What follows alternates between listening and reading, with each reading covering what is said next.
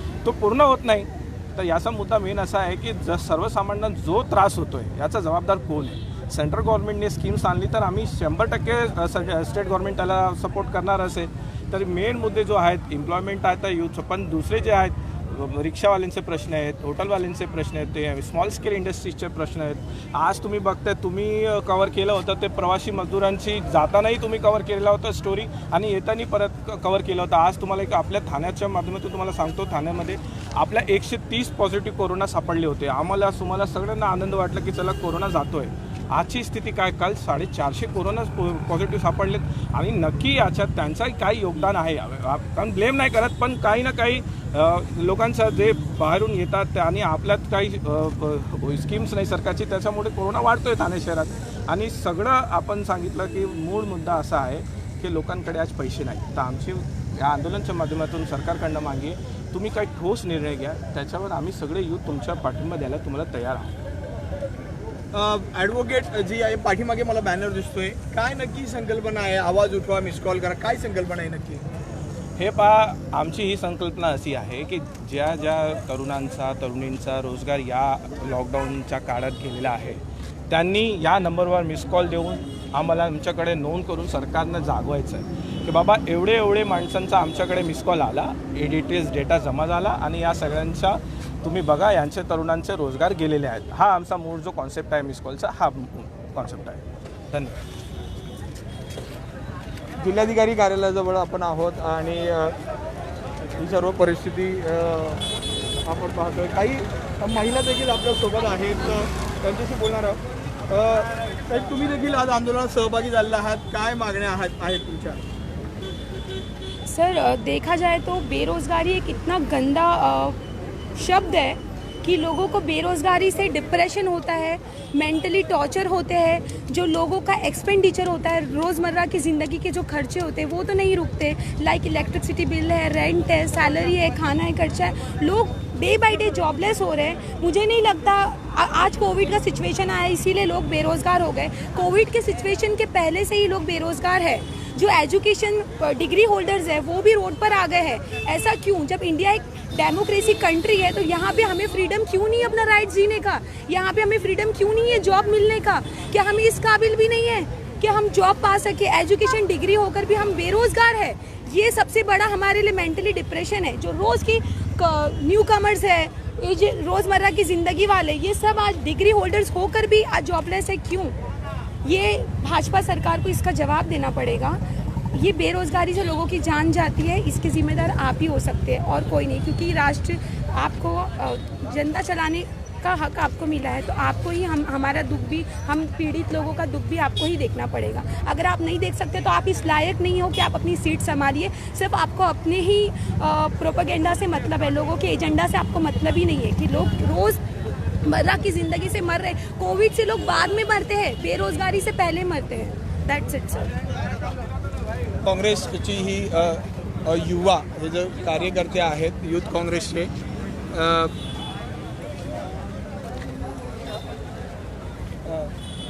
मोसिमजी आपल्यासोबत आहेत. तुम्ही देखील आंदोलनात सहभागी झालेला आहात, काय आता सध्या इथे मागण्या आहेत? नहीं, एक्चुअली जब ये बीजेपी सरकार ने जो गलत वादे दिए थे युवाओं को कि हर साल 2 करोड़ नौकरियां देंगी, इस तरीके से युवाओं को बेरोज़गार बना के जब ये सरकार में इन्होंने मेजॉरिटी से अपनी सरकार बनाई, उसके बावजूद भी आप देखोगे हर साल 2 करोड़ नौकरियां तो नहीं, अब तक के 14 करोड़ नौकरियां जा चुकी है. 14 करोड़ मतलब युवा, कितने ज़्यादा युवा बेरोज़गार हुआ आप इसका अंदाज़ा लगा सकते हो. आजकल मेडिक्लेम के ऐसे प्रॉब्लम है, हर जगह प्रॉब्लम है. युवाओं की कमाई से काफ़ी लोगों के घर चलते हैं.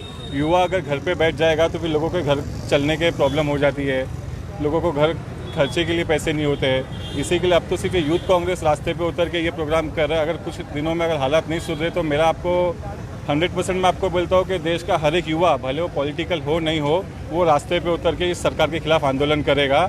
और ये आप 100% लिख के लीजिए, क्योंकि हर किसी के आजकल खर्चे तो किसी के कम हो नहीं रहे. सरकार किसी को फाइनेंशियल सपोर्ट तो कर नहीं रही है, लेकिन नौकरियां छीनने का काम या नौकरियां नहीं देने का काम, जो सरकारी कंपनी है उसको प्राइवेटाइजेशन करने का काम, ये सब काफ़ी अच्छे से चल रहा है. क्योंकि उनका चल रहा है ना, वो लोग आम लोगों के बारे में नहीं सोच रहे. हमारे पास काफ़ी ऐसे, मैं यूथ कांग्रेस का विधानसभा अध्यक्ष हूँ, हमारे पास काफ़ी ऐसे केसेस आते हैं, दिन में 5-6 लोग मिलने आते ही है डेली चल रहा है जब से कोरोना चल रहा है कि लोग डिग्री है, MBA है, ग्रेजुएट है, BA पढ़े हैं, BSc पढ़े, लेकिन उनके पास नौकरियां नहीं है। जो 10-20 हज़ार रुपये कमा के अपना घर चलाते थे वो उनको भी आज नौकरियां गंवा के अपने घर बैठना पड़ रहा है। तुम्ही ते पाहिलेलं आहेत की आपण ही जी युवा पिढी आहेत, ही जी युवा कार्यकर्ते आहेत, युवा पदाधिकारी आहेत, यांच्याशी आपण बोलतोय, समस्या जाणून घेतोय आणि एक संघटना म्हणून त्यांनी आता आपल्याला सांगितलेलं आहे, मोसिम जे आहेत त्यांनी आपल्याला सांगितलं की त्यांच्याकडे अनेक अशा केसेस येत आहेत की त्यांचं म्हणणं आहे की आमच्याकडे डिग्री आहे परंतु आमच्याकडे नोकरी नाही आहे. हीच परिस्थिती आता बऱ्याच ठिकाणी आहे, महाराष्ट्रात देखील आहे आणि संपूर्ण भारतात देखील आहे. आणि त्याच विरोधात आंदोलन करण्यासाठी रोजगार दो हे आंदोलन आज काँग्रेसच्या वतीने, यूथ काँग्रेसच्या वतीने जे आहे ते घेण्यात आलेलं आहे.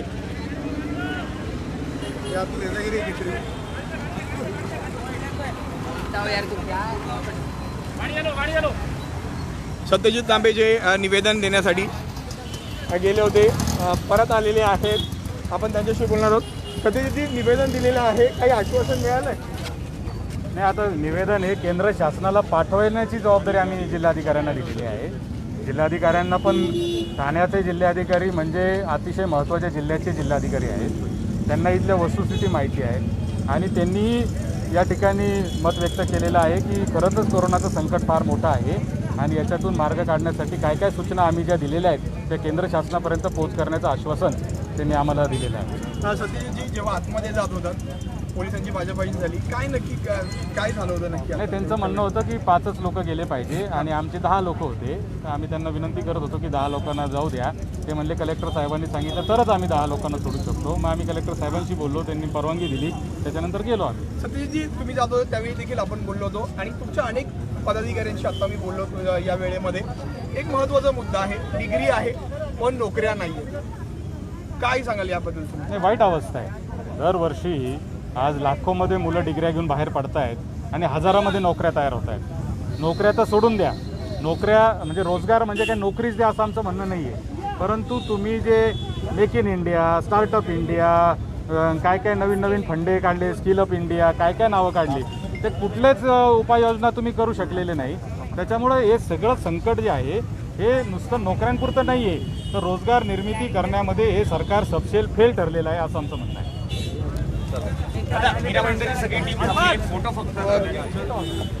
ठाणे शहर जिल्हाध्यक्ष जे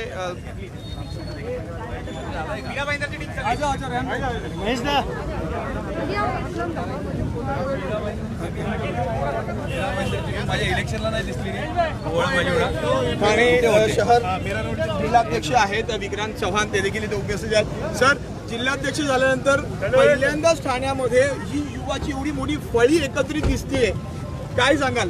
आणि चेहऱ्यावर आनंद पण वेगळा आहे. ते श्रेय राहुल गांधींना, ते श्रेय प्रांताध्यक्ष बाळासाहेब थोरातांना आणि सत्यजित तांबेंना, मला नाही. चला सर, बऱ्याच युवांशी बोललो आज. हां, ठीक आहे, आज खरंच परिस्थिती वाईट आहे. हां, तुमचं काय मत आहे याबद्दल? 100% परिस्थिती वाईट आहे. माझेही खायचे वांदे आहेत, ऐकलं का? त्याच्यामुळे काय माझ्यासारखे जे खायचे वांदे आहेत तर युवकांचं भविष्य कुठेतरी धोक्यात आलेलं आहे आणि जनतेने आता ओळखलं पाहिजे त्यांच्या मुलांचं भविष्य जर धोक्यात आलेलं आहे तर त्यांनी हे उलटून पाडलं पाहिजे नाकामी सरकार. विक्रांतजी, आपण ठाण्याबद्दल बोलूया. तुम्ही अध्यक्ष आहात, प्लॅन ऑफ ॲक्शन याबद्दल काय तुमच्या डोक्यात काय आवडतं? आज तुम्ही स्वतः एक ॲडव्होकेट आहात. हां, प्लॅन ऑफ ॲक्शन हेच की संघटनाची पाळंमुळं ही अगदी जनतेपर्यंत रुजवायची आहेत मला आणि जनतेची अगदी शेवटच्या घटकाची कामं ही चव्हाट्यावर आणून त्याच्यासाठी आवाज उचलायचा आहे. त्याचबरोबर सामाजिक बांधिलकी जोपासून या ठिकाणी जी समाजोपयोगी कामं आहेत यांचं एकत्रित कुठेतरी एकाग्रतेने विचार करून व्यवस्थित कार्यपूर्ती करून पुन्हा काँग्रेसला गतवैभव प्राप्त करून द्यायचं आहे. ठाणे महानगरपालिकेमध्ये अगदी सत्ता नाही म्हटलं तरी काँग्रेसचा एक ठसा उमटेल अशी संख्या या ठिकाणी मला पाठवायची आहे. नक्कीच आता विक्रांत चव्हाण यांनी जे सांगितलेलं आहे, एक नवं चैतन्य काँग्रेसमध्ये ठाणे शहरात आपल्याला बघायला मिळतं. ठाणे लाईव्हचे अपडेट्स मिळवण्यासाठी आजपासून ठाणे लाईव्हला फॉलो करायला सुरुवात करा. धन्यवाद.